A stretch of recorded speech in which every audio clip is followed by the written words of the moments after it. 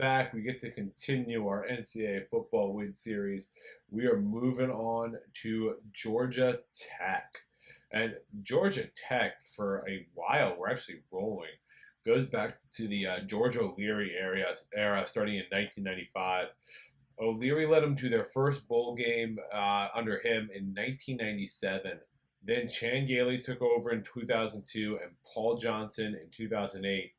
They finally missed a bowl game in 2015. 1997 through 2014 bowl games every year. They made another one in 16, another one in 18, and that would be Paul Johnson's last year. Jeff Collins takes over in 19, and that's where things have gone downhill. 3-9 in 19, 3-7 in 20, 3-9 in 2021. He starts off 1-3 and gets fired. They hire Brent Key as an interim. He goes 4-4, and they keep him as the head coach.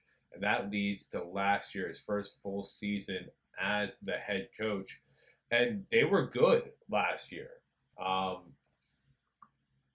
They definitely were one of the more surprising teams. And they opened up the season with a loss against Louisville by 5 points. But then they beat South Carolina State. They lose to Ole Miss. Then they won at Wake Forest, lost to Bowling Green. Then they upset Miami on the road, lost to Boston College, beat North Carolina, an upset, then won at Virginia. They lost at Clemson, beat Syracuse, and then they had to face number one Georgia and lost. They would go to a bowl game, Gasparilla Bowl, and they beat UCF 30-17. It'd be a 7-6 season in Brent Key's first full year.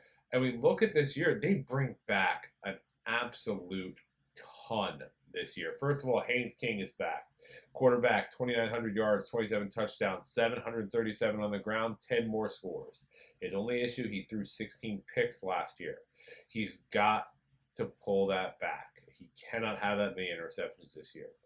No big studs in the receiving corps, but Eric Singleton, Malik Rutherford, and tight end Brent Seither are all back.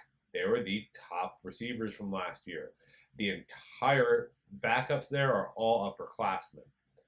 Another cool thing, Jamal Haynes is back. 1,059 yards, 7 scores. Trey Cooley, the quick scat back who catches passes too, he's back. Offensive line brings back 4 starters. They bring in a Middle Tennessee transfer, Kalen Rutledge, to fill the 5th spot.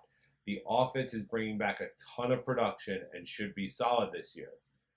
The defense was not the greatest. They struggled on third downs, but they have a ton of returning production.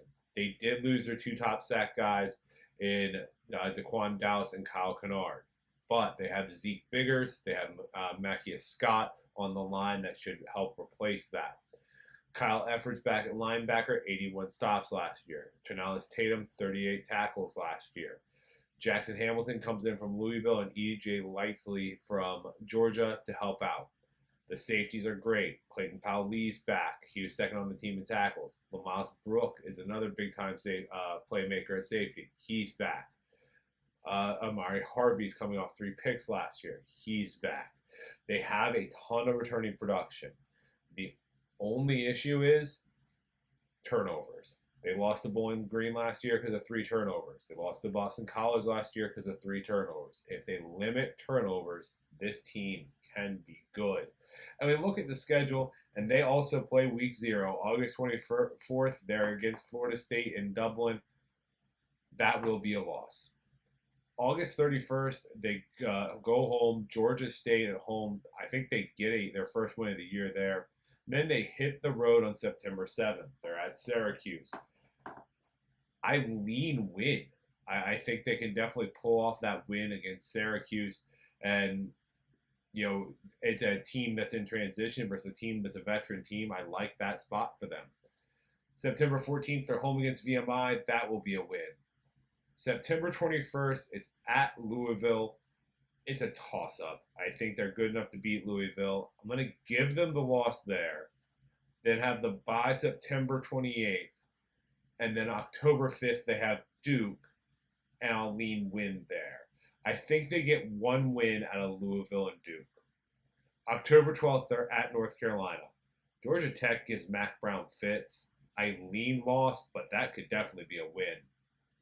October 19th, Notre Dame. That will be a loss. October 26th, they're at Virginia Tech. That will be a loss.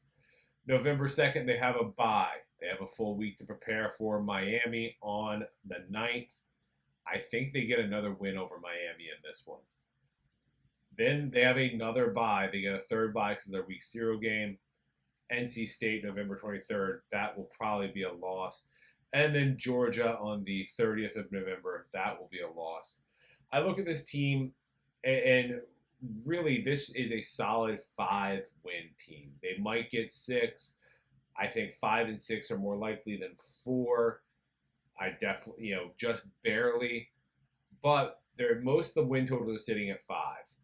I like the over 4.5 at FanDuel. We get it at -142, and that's going to be the pick here. If you like this content, make sure to hit the like button. Definitely share it with your friends and subscribe. We'll see you next time.